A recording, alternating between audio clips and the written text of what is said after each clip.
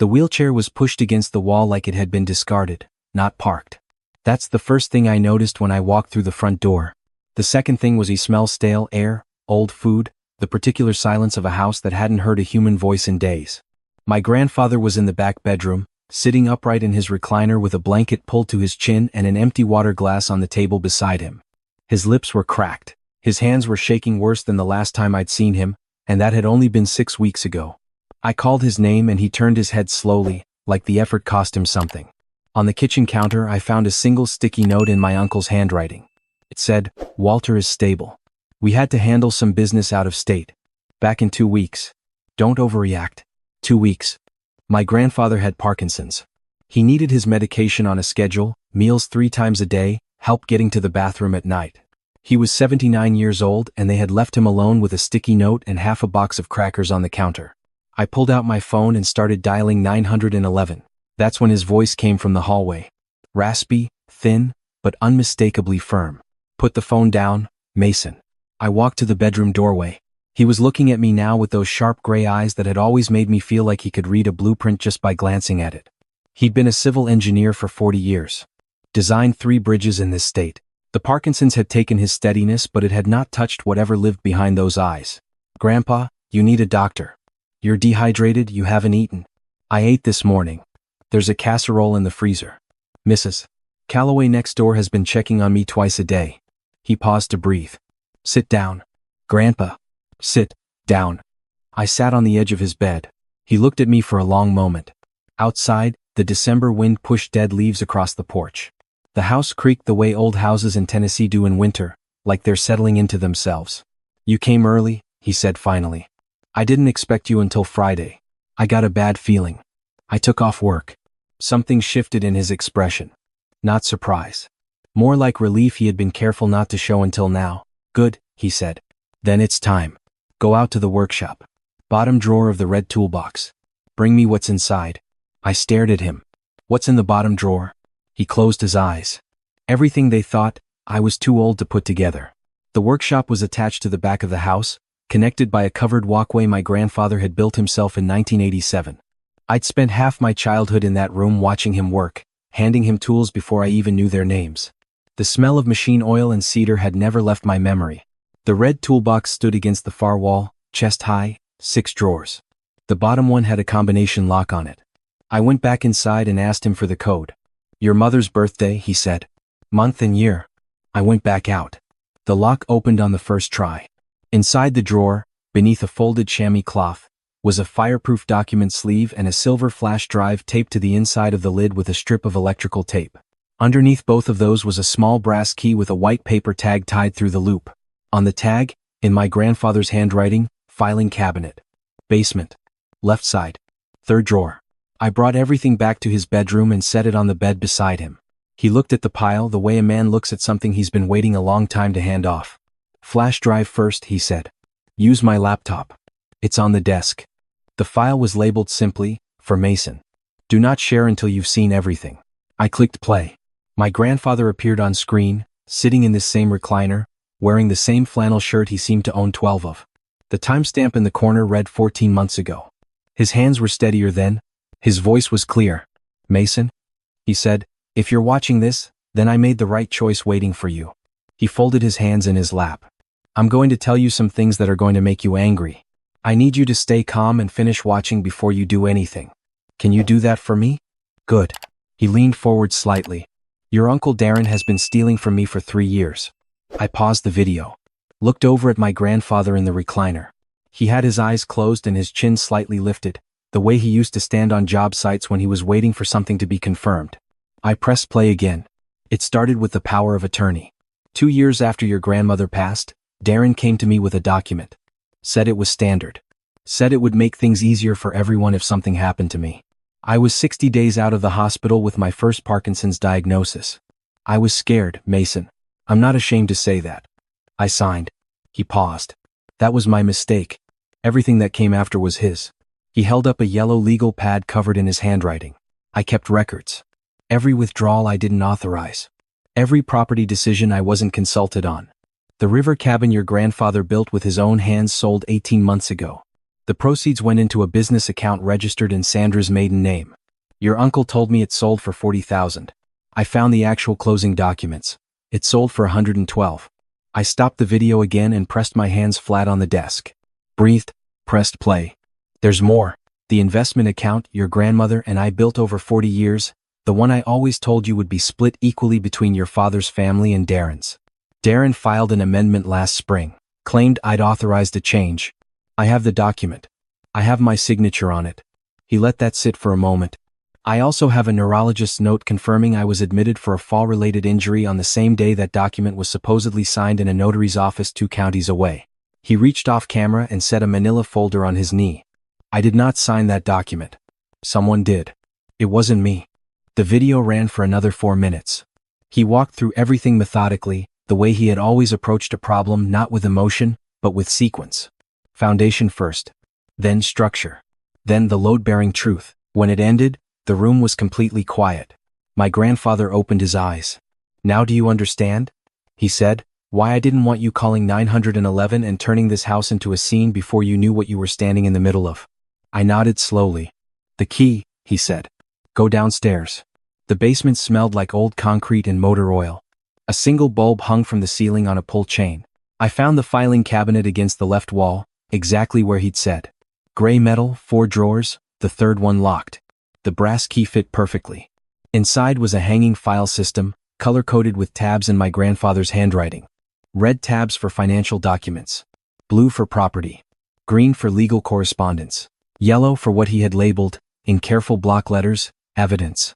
I pulled the yellow section and carried it upstairs in both arms. We spent the next 2 hours at his kitchen table. I made him soup from a can while he talked and I read.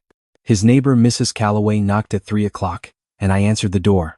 She was a small woman in her 60s with reading glasses pushed up on her head and an expression that told me she already knew something significant was happening. He called me last week, she said quietly, on the porch with the door pulled half closed. Said his grandson was coming and that things were going to get sorted. I've been worried about him for months.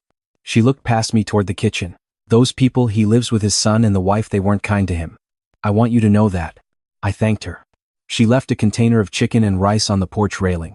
Back at the table, I finished going through the yellow file. The bank statements showed 31 unauthorized transfers over 26 months, ranging from $800 to $11,000. The total came to just over $94,000. There was a copy of the amended investment account document with a highlighted circle around the signature line and beside it, a letter from my grandfather's neurologist on clinic letterhead confirming his hospitalization date. There were photographs. My uncle at a bank window. My uncle's wife, Sandra, signing what appeared to be a property transfer at a title company. My cousin Tyler loading furniture from the river cabin into a rented truck 2 weeks before the property officially closed.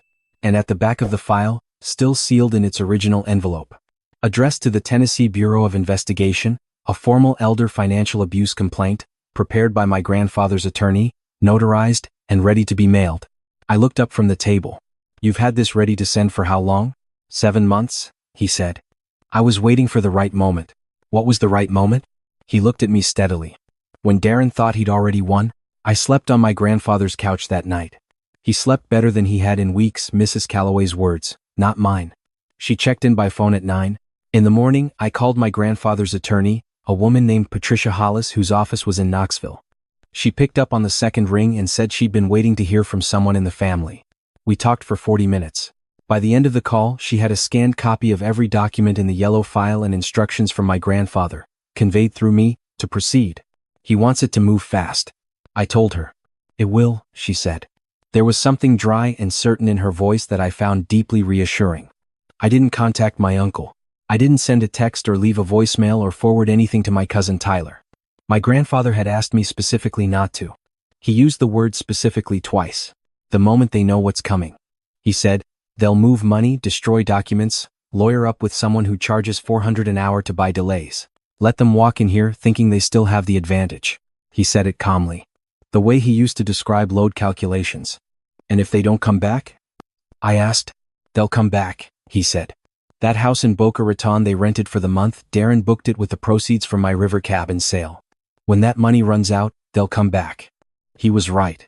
They showed up 11 days later. I heard the SUV in the driveway at 10 in the morning.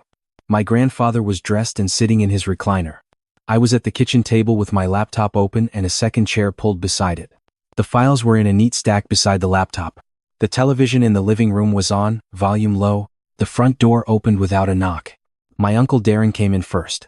He was tan from Florida, wearing a quarter-zip pullover and carrying a duffel bag that he dropped in the entryway like he owned the place.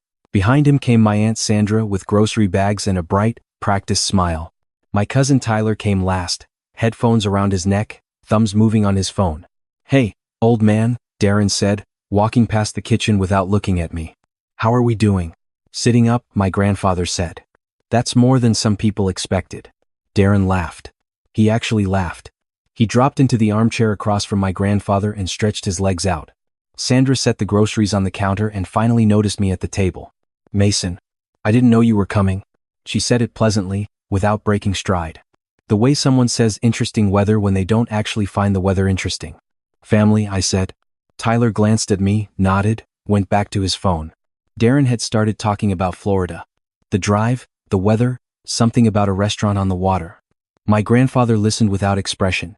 I watched Darren's hands move as he talked, confident, loose, the gestures of a man who believed the hard part was already done. I let him talk for about 4 minutes. Then I stood up, walked to the living room, and connected my laptop to the television with an HDMI cable I had run that morning. "What are you doing?" Tyler asked. I didn't answer. I went back to the laptop and opened the first file. The television filled with a bank statement. Account number partially redacted. Withdrawal dates highlighted in yellow. Amounts circled in red. The room went quiet. Darren sat up slowly in his armchair. I opened the second file. The property closing documents for the river cabin. The actual sale price in black and white. The wire transfer record showing where the proceeds had gone. Sandra stopped moving in the kitchen. I opened the third file. The amended investment account document. The highlighted signature. The physician's letter beside it, with the hospitalization date bolded. "That's not what it looks like," Darren said. His voice had changed. The Florida tan seemed somehow less visible. I didn't say anything. I opened the photographs folder. My uncle at the bank window came up first. Then Sandra at the title company. Then Tyler loading the truck. Tyler looked up from his phone. For a moment, no one in the room moved. The television held all of them still like a photograph of their own making. Outside, a car passed on the street. The refrigerator hummed. Then Darren stood up. "You have no idea what you're talking about," he said. "Those transactions were authorized. Your grandfather asked me to handle his finances. That's what a power of attorney means, Mason. I'm not explaining estate management to a 30-year-old who..." "Sit down, Darren." My grandfather's voice came from the recliner. Quiet, absolute. Darren turned. My grandfather was looking at him with those gray eyes. "The man you hired as your accountant for the Whitfield Road LLC, my grandfather said, has been filing your quarterly reports out of a shared office space in Chattanooga. I know because I've known Bill Hargrove for 35 years. He called me 14 months ago and asked me whether I knew my name was listed as a passive investor in your company." He paused. I told him I'd get back to him. Darren opened his mouth. "I didn't call you," my grandfather said. "I called Patricia Hollis." I reached over and opened the last file on the laptop. The envelope from the yellow folder appeared on screen, addressed to the Tennessee Bureau of Investigation, prepared by Patricia Hollis, notarized 7 months ago. "That was mailed yesterday morning," I said. The silence that followed was a different kind of silence. It had weight to it. Sandra sat down on a kitchen stool. She didn't say anything. She looked at her husband with an expression I couldn't fully read, not loyalty, not panic, something more complicated and private. Tyler had put his phone in his pocket. He was staring at the television screen and his face was very still. "This is a setup," Darren said finally. But the certainty was gone from it. What was left sounded more like a question. "No," my grandfather said. "A setup is what you ran on me 2 years ago. This is what happens after." Patricia Hollis called at 2 that afternoon. I stepped outside to take it. She had already been in contact with the Financial Crimes Unit. An investigator had been assigned. She needed my grandfather in Knoxville on Thursday for a formal statement, which he had already agreed to, which she had already scheduled. She also confirmed that the power of attorney document had been filed for emergency revocation that morning, effective immediately, on grounds of financial exploitation. "Your uncle will likely receive a formal notification within the week," she said. "He'll need his own attorney." "He knows." "Good. One more thing." A pause. "Your grandfather added a codicil to his will last spring. After everything is settled, you should know that you're named as primary executor. He didn't want you to find that out from a document. I stood on the porch for a moment after she hung up. The winter sky over the ridge was a flat, pale gray. The neighbor's wind chimes made a small sound in the cold air. When I went back inside, Darren and Sandra were in the guest room with the door closed. Tyler was sitting on the couch with his elbows on his knees, looking at the floor. He looked younger than I'd ever noticed before. Early 20s, still wearing his high school in the way some people do for too long after they leave it. He looked up when I sat down across from him. "I drove the truck," he said. "To the cabin. I thought it was stuff Dad was putting in storage. He told me it was his stuff." I looked at him. "I didn't know about the money," he said. "I didn't know about any of the accounts." I believed him. That didn't fix anything, but I believed him. "You knew something was wrong," I said. "You've known for a while." He didn't answer immediately. Then, "Yeah. That was a choice too." He nodded. He didn't try to argue with that. "What happens now?" he asked. "That depends on what you do next," I said. "If there's anything you know that you haven't told anyone, you should tell Patricia Hollis. Her number is on the counter. She's my grandfather's attorney. If you're straight with her, she can make sure your cooperation is on record." He picked up the card I'd left on the coffee table. Looked at it for a long moment. "Is Grandpa going to be okay?" he asked. It was such a direct question that it caught me off guard for a second. Underneath whatever his parents had built in that house, underneath the silence and the truck and the turned-away eyes, there was still a kid who wanted to know if his grandfather was going to be okay. "He's going to be better than he's been in 2 years, I said. "Because the people who were exhausting him are about to stop having access to his life." Darren and Sandra left that evening. No confrontation, no speeches.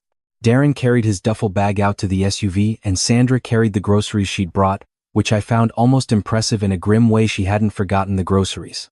They didn't say goodbye to my grandfather. He didn't get up from his recliner to watch them go. Tyler left an hour later.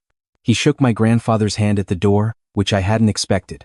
My grandfather held on for a second longer than a regular handshake. "You're not your father," my grandfather said. Tyler nodded. He looked like he was working hard not to let his face do something in particular. "I know," he said. "I'm sorry, it took this long to act like it." 3 weeks later, I moved what I needed to my grandfather's house. I kept my apartment for 2 more months, sublet it, then let it go. Patricia Hollis had completed the emergency POA revocation. The financial crimes investigation was open and active. The investment account had been frozen pending review. The proceeds from the river cabin sale were the subject of a civil recovery claim. My grandfather went to Knoxville on Thursday as planned. He was there for 2 hours. He came out of the meeting looking tired but straight in his spine, the way he looked after a long day's work that had gone exactly as engineered. On the drive home, he was quiet for a while. Then he said, "You know what the hardest part was? Not the waiting. Not even watching them take things." He looked out the passenger window at the winter fields going past. "The hardest part was letting them believe I didn't know. Pretending to be further gone than I was. Watching my son's brother walk through my house like it was already his and keeping my mouth shut. Why didn't you just call me sooner?" He thought about this. "Because if I'd called you before I had everything in order, you'd have confronted Darren out of anger. He'd have lawyered up, moved the money, and gotten 6 months of delays while your blood pressure went up and mine went down." He turned from the window. "I needed the evidence complete before anyone outside this knew it existed. And I needed you to see all of it before you saw any of them." I thought about that. "You were protecting the case," I said. "I was protecting the case," he agreed. We drove for a while without talking. The radio played something low and country, the kind of music that sounds like it has always existed and always will. "The river cabin," I said eventually. "I'm sorry you lost it." He was quiet for a moment. "I built that cabin over 2 summers with 60-year-old lumber and a borrowed truck," he said. "I know every nail in the floor. No document transfer changes that." He looked out at the road. "They can have the wood and the deed. What they can't have is the memory of building it. That one's mine." Sandra's attorney sent a letter in January. It outlined a proposed restitution agreement, partial repayment in exchange for reduced cooperation with the criminal investigation. Patricia Hollis responded on my grandfather's behalf in 2 sentences. The answer was no. In February, Darren called my grandfather's cell phone 11 times in 3 days. My grandfather didn't answer. He showed me the missed calls one morning over breakfast and then set the phone face down on the table. "He wants to negotiate," I said. "He wants to delay," my grandfather said. "There's a difference." He was right. "There is." Tyler called once, from a different number. I answered. He had spoken to Patricia Hollis the week before, had given a voluntary statement about the truck and the cabin. He was not a target of the investigation, she had confirmed. He was cooperating. He asked if he could visit his grandfather sometime. I told him I'd ask. When I did, my grandfather sat with it for a day before answering. Then he said, Sunday. Lunch. He can help me fix the step on the back porch. It's been loose since October and I keep forgetting to tell you. So that was that. Some evenings I sit on the back porch while my grandfather watches the news inside. The Tennessee hills in winter are gray and still, and the stars come out early when the sky is clear. There's a bird feeder. Mrs. Calloway helped my grandfather hang last spring that I've started keeping filled. Something about that feels important in a way I can't quite name. I've thought a lot about what he did. Not just the collecting of evidence, not just the patience and the planning, but the specific quality of courage it takes to appear weaker than you are, for a long time, in front of people who are counting on your weakness. That's not a thing I could have done. I'd have said something too early. I'd have let the anger out before the evidence was airtight and handed them exactly the opening they needed. He's 79 years old and he ran a tighter operation than anyone I've ever met. There's a lesson in that I'm still working out. Something about the difference between reacting and preparing. Something about how the people who underestimate you are often doing you a favor, if you're patient enough to let them finish. His medication schedule is at 7 and 2 and 8. I know it the way I know my own name. On the days his hands shake too much to manage the pill bottles himself, I open them. We don't make a thing of it. He says thank you. I say of course. And we go back to whatever we were doing, the morning news, a crossword, the chess game we've been playing since November, that neither of us wants to be the first to concede. The investigation is still open. Patricia Hollis says these things take time. We have time.